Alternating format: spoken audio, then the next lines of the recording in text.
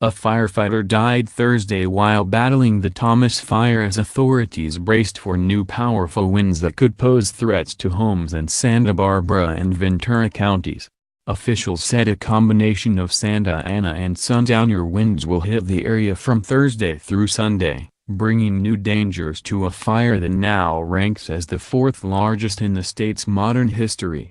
As they prepare for the new battle, firefighters were also grappling with loss. "I am very saddened to report that a firefighter fatality has occurred on the Thomas incident," Chief Ken Pimlott, the director of the California Department of Forestry and Fire Protection, said in a statement. "Please join me in keeping our fallen firefighter and his loved ones in your prayers and all the responders on the front lines in your thoughts as they continue to work under extremely challenging conditions." Pimlott identified the firefighter as fire apparatus engineer Corey Iverson, 32. Iverson was assigned to the fire as a part of a strike team from CAL FIRE's San Diego unit. He started with CAL FIRE in 2009. He is survived by his wife, Ashley, and their 2-year-old daughter Evie. The family is expecting a second daughter this spring. "Our thoughts and prayers are with Corey's family and all of his friends and co-workers throughout the department and the fire service,"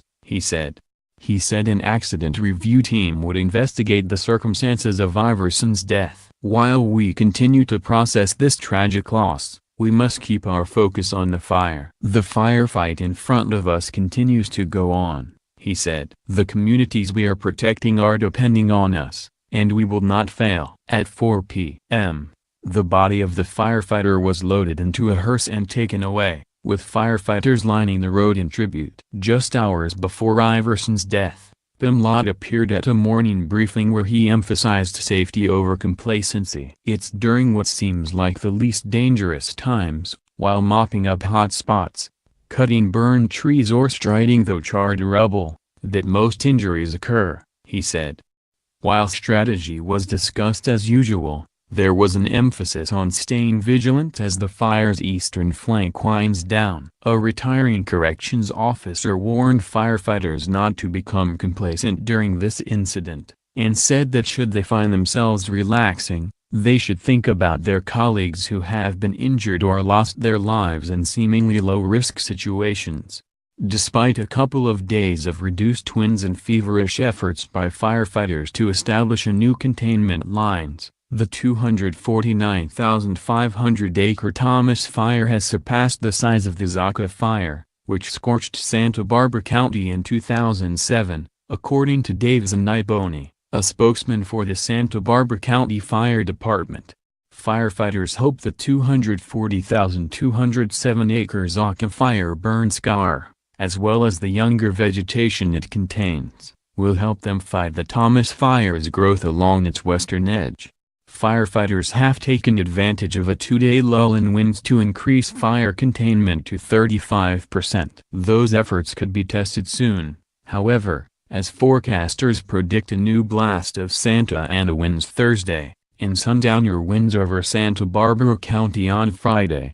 In Thursday's incident report, fire officials said they didn't expect to reach full containment of the blaze until January 7. More than 3 weeks from now. The state of California began keeping records of wildfire acreage in 1932. While other large fires raged on the West Coast prior to that year, those records are less reliable, according to CAL FIRE. At the morning briefing Thursday, fire commanders said another day of extremely low humidity and moderate winds would greet firefighters as they continued to build containment lines above Carpinteria, Montecito, and Santa Barbara.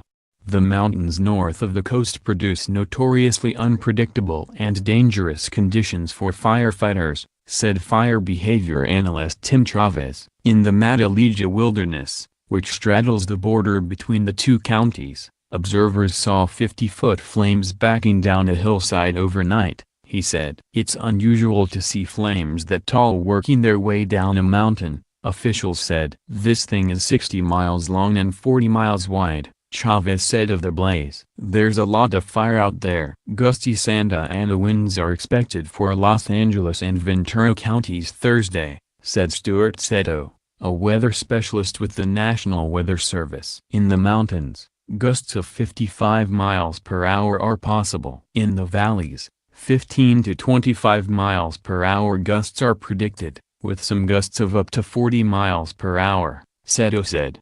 Over the past few days, a break in the weather has allowed firefighters to increase containment. That's the thing, it's just going to do the opposite now. The humidities are still down in the single digits, Seto said. These winds, especially in the mountain areas, are really going to start blowing the fire around again. What it does is carry the embers further down and can create more fires. Winds will be north to northeast, and usually the Ventura side is more affected than the Santa Barbara side, Seto said. But it's still going to have an effect up in the mountain areas of Santa Barbara, he added. Winds up there will be up to 25 miles per hour and a little gusty, so there's still going to be a big concern up in that area, he said. Throughout mountain areas on Thursday there's a greater risk for large fire plumes, which can cause erratic fire behavior. It carries the heat up, and it looks like a thunderstorm cloud, Seto said. From there, the fire could spread out. Sometimes they collapse, and it's a strong downrush of winds and it spreads the fire. Sundowner winds are expected Friday into Saturday in the Santa Barbara area. On Sunday,